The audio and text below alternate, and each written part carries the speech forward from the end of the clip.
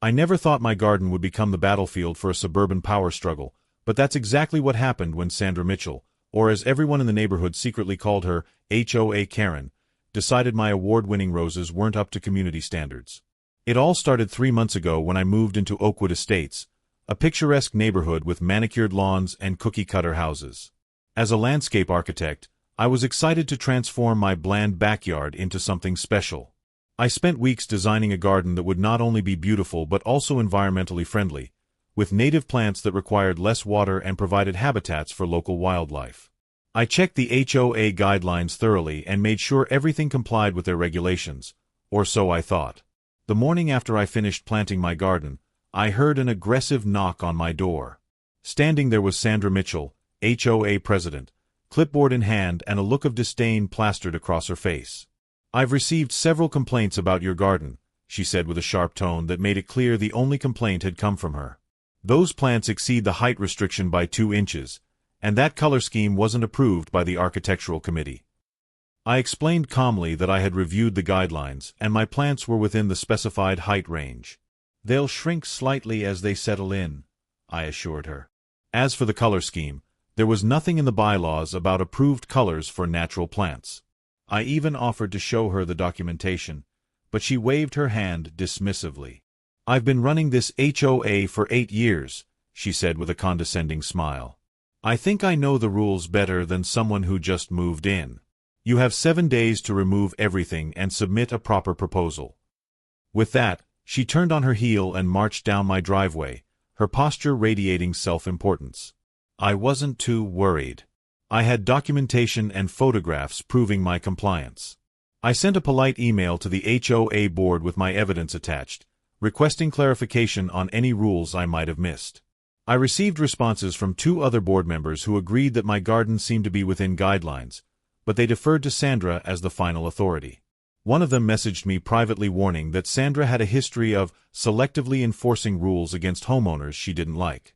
A week later, I received an official violation notice in my mailbox, citing obscure subsections of the guidelines that seemed deliberately misinterpreted. The notice included a daily fine that would begin accumulating if I didn't remove the garden within 48 hours. This was getting ridiculous, but I wasn't going to let myself be bullied. I decided to install security cameras around my property. Not just because of Sandra, though her aggressive behavior certainly justified it, but because I'd heard about local wildlife occasionally damaging gardens.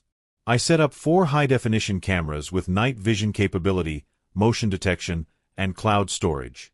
I positioned them strategically to cover my entire yard, especially the garden area. It was an expensive investment, but it gave me peace of mind. 3 days after installing the cameras, I had to leave town for a 2-day business conference. I wasn't worried about the garden. The automatic irrigation system would handle watering, and the cameras would let me check on things remotely. Little did I know that Sandra was about to escalate our conflict to an entirely new level.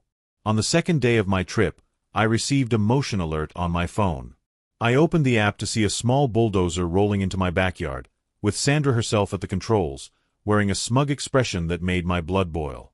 I watched in horror as she methodically destroyed my garden, plowing through my carefully planted roses, native grasses, and flowering perennials.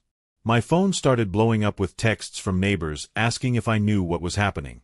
I immediately called 911, explaining that someone was trespassing and destroying my property. I also called my neighbor, Mark, who rushed over to confront Sandra. Through my camera feed, I watched as she proudly told him she was enforcing HOA regulations, since I had refused to comply.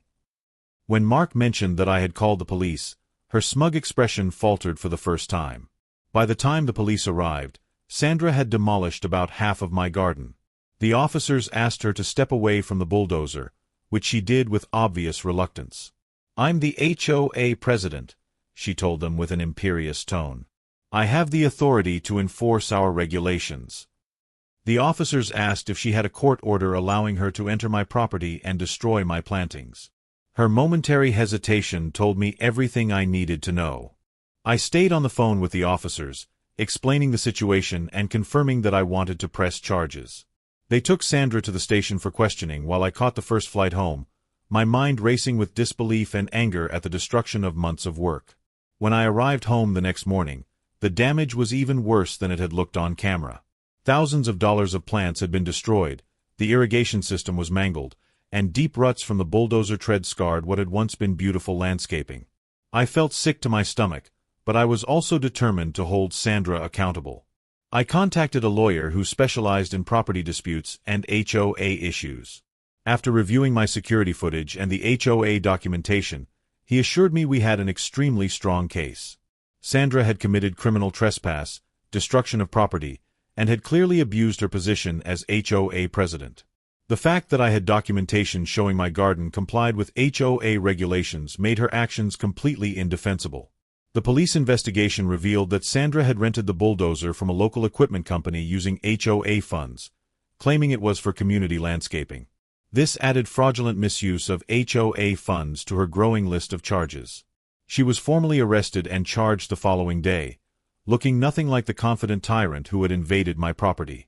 The local newspaper ran a story about the incident, complete with stills from my security footage showing her gleeful expression as she destroyed my garden. An emergency meeting of the HOA board was called, where Sandra tried to defend her actions. "I was just doing my job," she insisted with a trembling voice. He was violating multiple guidelines, and he refused to comply with repeated notices.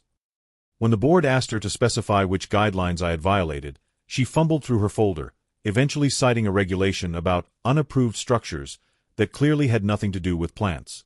I presented my evidence. Measurements showing the plants were within height restrictions, photos taken before the destruction, documentation of my attempts to clarify the rules, and most damning of all, the security footage showing Sandra's deliberate destruction of my property. The other homeowners in attendance watched in shocked silence. The board voted unanimously to remove Sandra from her position as president, effective immediately. "You've abused your authority and exposed the entire HOA to legal liability," the vice president told her as the color drained from her face. "The association will not be covering your legal expenses, and will be conducting a full audit of HOA funds during your tenure." Sandra's professional life took a hit as well. She worked as a real estate agent, and her brokerage placed her on unpaid leave pending the outcome of the criminal charges, concerned about the liability of having an agent who had so flagrantly violated property rights. The final blow came 3 weeks later when my lawyer presented her with a civil lawsuit documenting damages totaling over $78,000, covering the destroyed plants, landscape restoration, legal fees, and punitive damages. When she saw the figure, Sandra's facade of righteous indignation finally crumbled completely. "This will bankrupt me," she whispered, her voice barely audible as she stared at the document with wide, disbelieving eyes.